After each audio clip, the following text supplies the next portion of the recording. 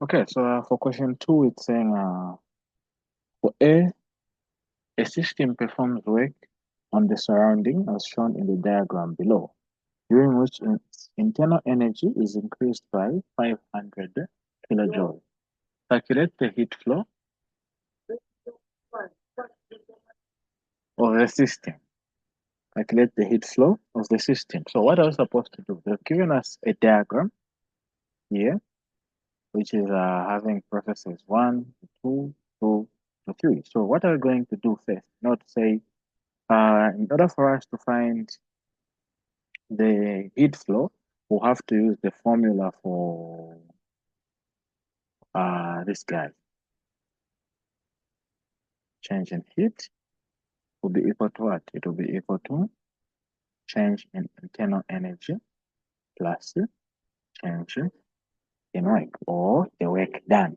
So from this graph that we've been given here, the only thing that we can get from there is the work done. And how can we do that? Is actually by finding the area that is under that graph. If we find the area that is under a pressure volume graph, we're going to get the work done. And if we find that work, we can plug it into this formula. We've already been given the internal energy to say it's 500 kilojoules here. And with that, we're going to be able to find the change in thermal energy, which is the heat flow of this system. So for me to find the area under the scale, I'll use the processes 1 and 2 separately, and this one 2, 3 also separately. So what am I going to do? I'll say my work done. This guy.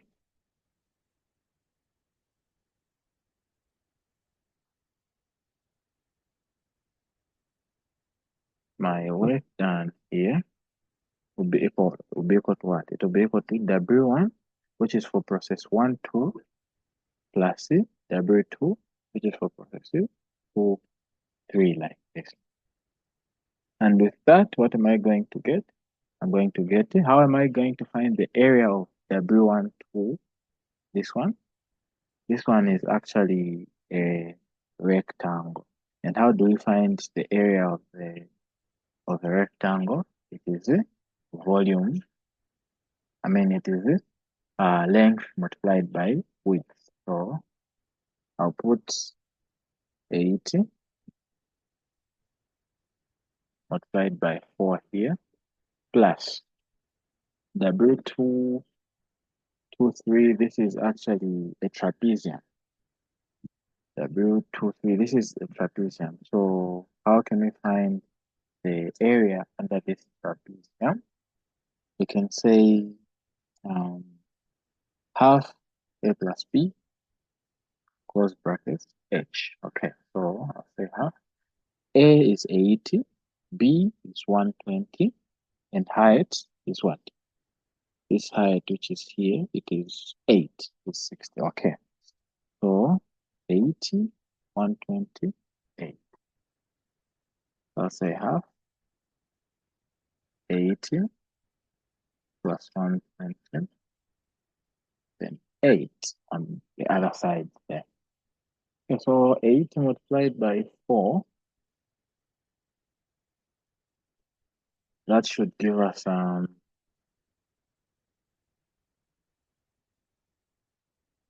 320.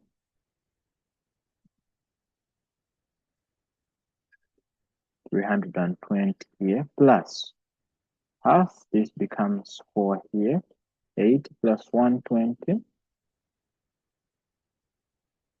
plus 120, that is 200. 200 multiplied by 4, that is 400. So that means the work done will be equal to what? It will be equal to 400.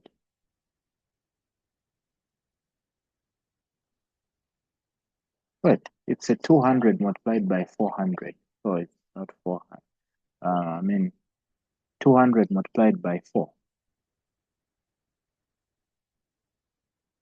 200 multiplied by 4, that is 800.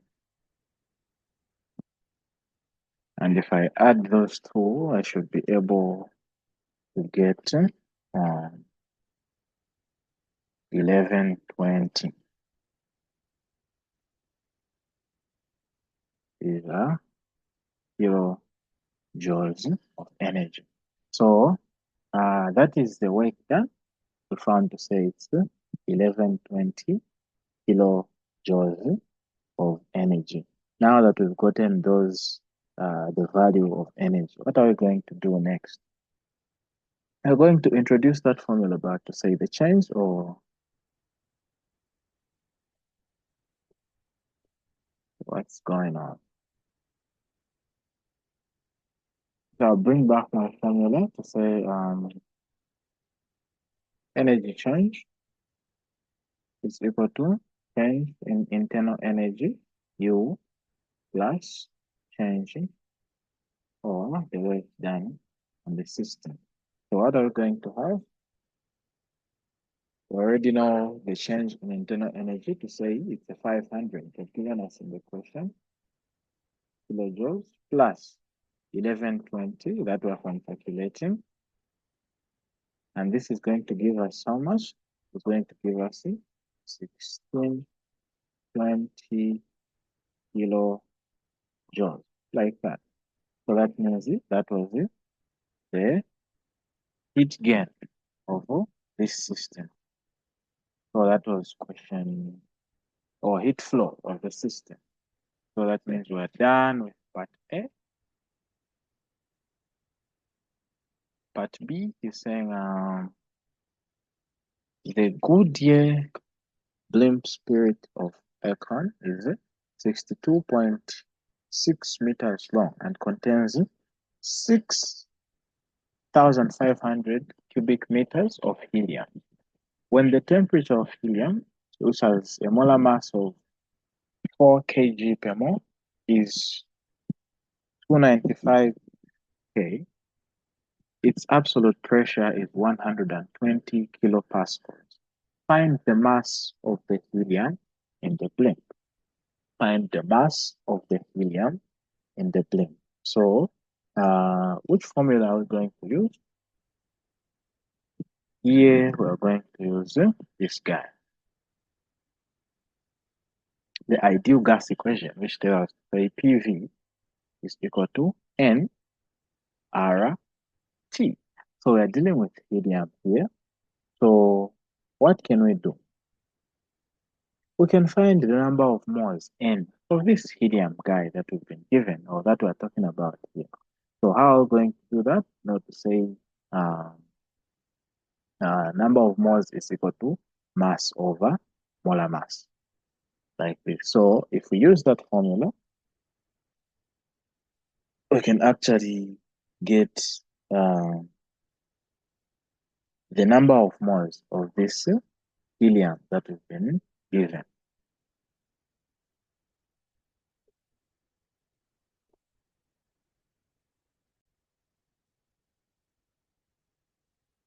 In this case, let's make N the subject of the formula. We're going to say N is equal to what? It's equal to PV over RT. So that's it. If we get the number of moles here, we now bring it down to this formula that I've shown here so that we can get the mass. Because what we are looking for in this specific question is the mass of the helium. So in order to say P is the pressure or volume that's given, R, we know it's a constant, and T is the temperature, which all have been provided for in the question. So N is going to be equal to what? Pressure, they've given us to say P is equal to 120 kilopascals, which is 120,000 pascals. Volume, they're giving us to say it's 63 or 6,500 cubic meters.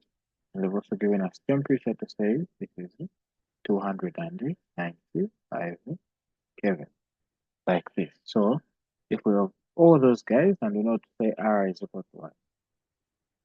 R is equal to 8.13 or 8.31, not 1 kilo. 8.31 for kilo, joules per mole Kelvin. Okay, so I'm going to say N is equal to 120,000 pascals multiplied by the volume 6,500 over 8.314 multiplied by 295 K. So this is going to give me the number of moles, which will be equal to how much? This will give us a number of moles equal to 317,448.16 moles. So this is the number of moles that we have in this sample. So using this number of moles now, we can actually find the mass of this helium that we have, because I told you a formula to say a number of moles is equal to mass over molar mass. And they've already given us the molar mass of helium in this case. So the only thing we're supposed to do is make M the subject to the formula. So what are we going to have? We're going to have M being equal to N multiplied by the molar mass, MM here. And the mass is going to be equal to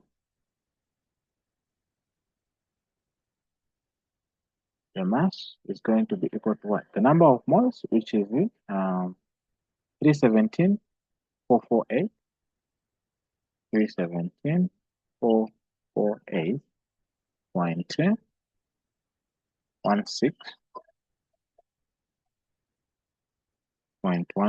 multiplied by the molar mass, of which the molar mass in this case is 4 kilograms per mole. So these are also moles. So the mole and the mole will cancel out. I'm going to remain with the mass of helium, which is equal to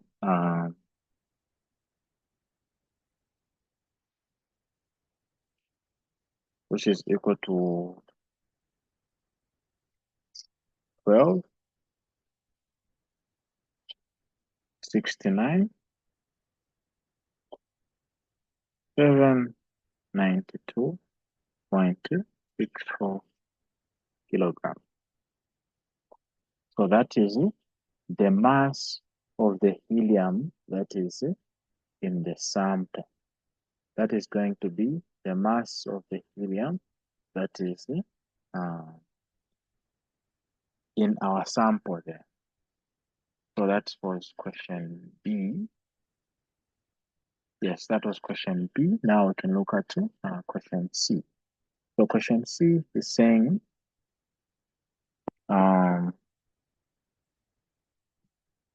state what happens to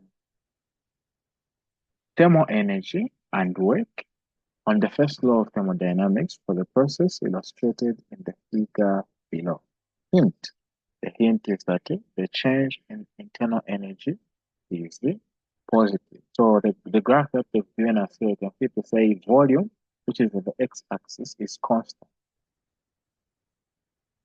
So we have a constant volume in the x-axis here, but pressure has decreased a bit. There are P initial there and P final. So we have a decrease in the pressure, but we have a constant volume. So we're supposed to state what is going to happen to the work and the thermal energy using the first law of thermodynamics. If these two constants, which is the pressure and the volume, are remaining constant, they are changing, it's decreasing, and the volume remaining constant respectively.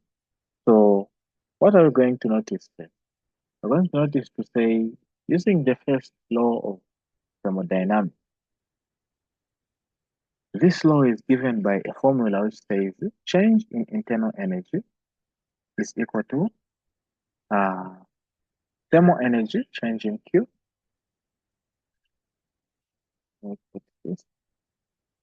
delta Q minus delta W. That is how we illustrate the first law of thermodynamics. So they've given us, say, the change in internal energy is positive. And if the change in internal energy is positive, what should we notice in our equation here? That means our change in Q is also supposed to be positive. Why am I saying this? It's because check our equation. You can see to say change in U is actually directly proportional to the change in Q. And if that is the case, that means if Q is changing in the positive direction, that means U is also supposed to change in the positive direction. If change in U is positive, that means also our change in Q is supposed to be changing the direction or in the positive direction. So that means these two guys, even the delta Q here is supposed to be positive.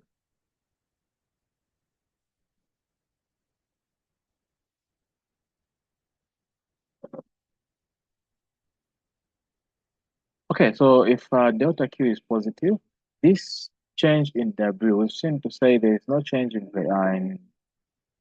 volume on the graph. And if there's no change in volume, to say the other way we can represent the work done here is to say pressure multiplied by change in V. But since the change in velocity is equal to 0, that means this guy also, the change in W, is going to be 0. Or rather, change in W.